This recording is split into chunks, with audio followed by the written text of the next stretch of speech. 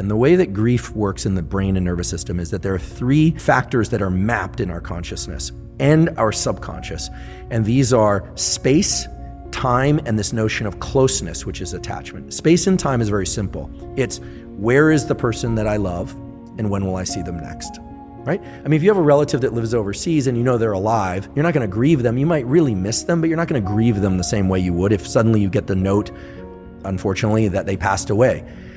And then attachment is how close you are to them, like how critically you rely on them for internal control and support. And that doesn't mean they have to be an immediate caregiver. It could just be like a really good friend. You call them mates over in the UK, right? Like a really good friend that just your knowledge of him just makes you feel good. You feel better in the world. You know, as a guy who mostly grew up with kind of a big pack of male friends, I mean, I feel strongest and happiest and most secure in life when I see something about one of my friends doing well in life. It just makes me feel good. If one of them dies, and unfortunately I'm getting to the age where a number of them have died, then you feel like all of a sudden like, goodness, like there's a loss internally, right? Okay, that's all sort of obvious, but what's interesting is that the grief process itself is about restructuring this map. Think of it like a tripod. It's got 3 pieces: space, time, and closeness. When someone dies, it's very confusing for the brain because where are they in space? Well, the body is put someplace. Maybe it's cremated, maybe it's not. We have notions of a spirit, and that depends on one's orientation, a soul or a spirit, okay? Or if you don't, then where do they go, right? And then time, when will you see them again? There's the never. You'll never see them again. And the closeness component remains. And so there's an untethering of this map. And so there's been brain imaging studies, beautiful work by Mary Frances O'Connor at University of Arizona, showing that if you look in the brain in people that are in grief from loss of a really strong attachment, the state of brain and body that gets flipped on is a motivational state. It's exactly the same circuitry in the brain that one sees active if someone very hungry is put just outside the wall of some delicious food, or if an animal that really wants to mate, with animals you call it copulate. They really want to copulate with another animal, is put just beyond the wall of that animal, but they can smell them. I mean, these are highly motivated, desiring states. So grief is a motivated state to bridge the distance in time and space, and yet it's impossible. And so the process of grief is a gradual waning of that motivation and a gradual shift of the memory of the person into some concept, whether or not it's a soul, whether or not it's just the past, whether or not it's their energy. You know, again, it depends on what the forebrain of that particular person believes, shifts that concept of that person into a place where the brain is comfortable. There's no more autonomic arousal. There's no motivation. And we've all experienced this. If you've had a loss, and I've had a loss, for instance, where my graduate advisor died and I adored her. And every once in a while, her daughter will call me from her cell phone, and she kept the same number on that phone and the name and everything. So every once in a while, it'll ring Barbara Chapman, and I'll reach for the phone, and then there's this moment where I'm like, oh, goodness. So anyway, I'm going on and on just to color this with example, but when there's a breakup, it's exceedingly hard, especially if the person is young.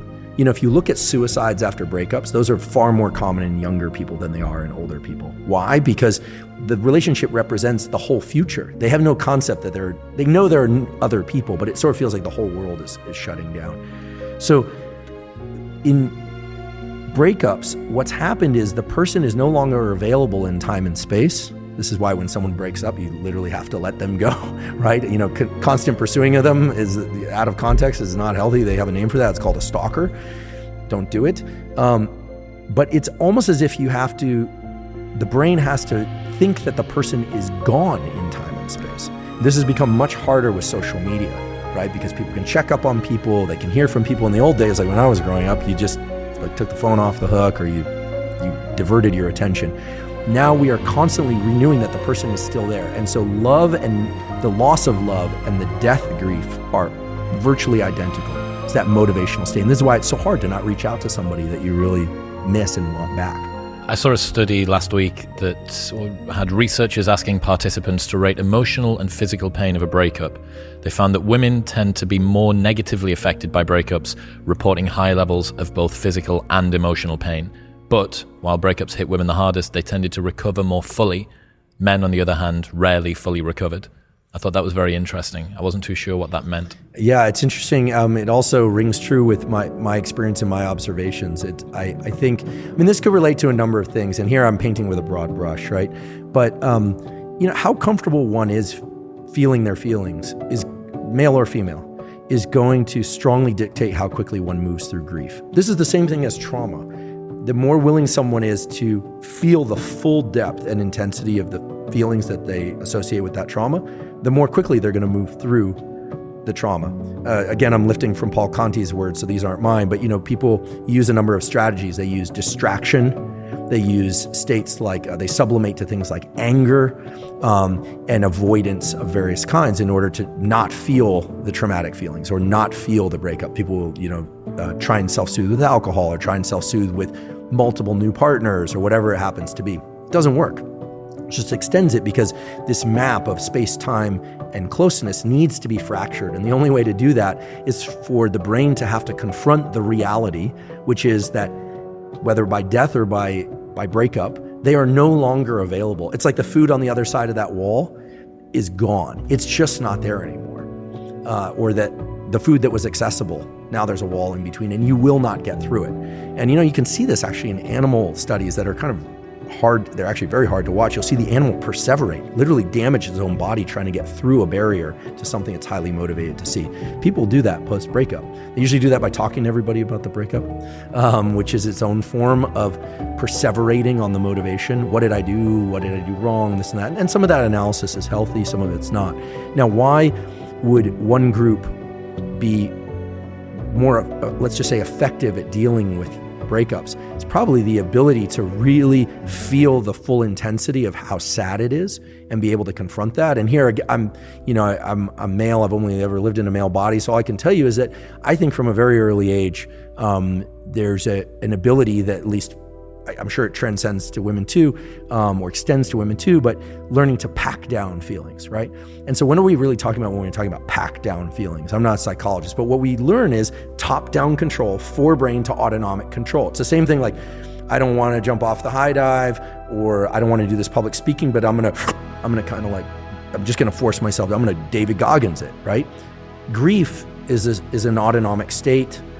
We say it has valence, has negative valence, but it's high levels of autonomic arousal with a negative connotation, because you can be high levels of autonomic arousal with happiness, right? You can be very alert and aroused and happy, very alert and aroused and sad. It's very alert and aroused and sad, and yet we learn how to tamp that down. What is tamping down? It's reducing our heart rate. It's going to work each day, being a functional human being. There's a lot of that, rather than allowing ourselves to, sob uncontrollably into a pillow. Some people are better at this. The late Steve Jobs was a big proponent of scream therapies. He used to go up into the hills behind Stanford. He actually still owns some property back there. He was really into, catharsis, cathartic release of internal state that he felt would allow him to return as a happier, nicer person. He was also kind of well known for screaming at people in the office. So he obviously had a lot pent up inside. So I think the better that we can lean into the emotional states that we fear the most, but in a controlled way where we're not harming ourselves or other people, the better. The more that we try and avoid that, and we try and sublimate or just, and I've done this, so I'm speaking from experience, I would use the anger or the sadness from an experience to just work 10 times longer, 10 times harder, to just get that much more focus. You're taking that autonomic arousal, that narrow aperture and that energy, and you're putting it onto something that moves your life forward. So in some cases that's good because you still need to function.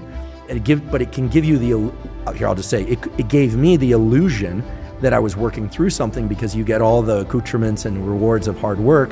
But what you don't do is remap that space-time closeness map. And then you find, I guarantee, you find yourself 5 or 10 years later wondering why you're so exhausted or why certain things in life aren't going well. And it's because, when they say you haven't dealt with the loss, you never actually allowed yourself to feel the feelings. But once you do, it's like a valve, it releases.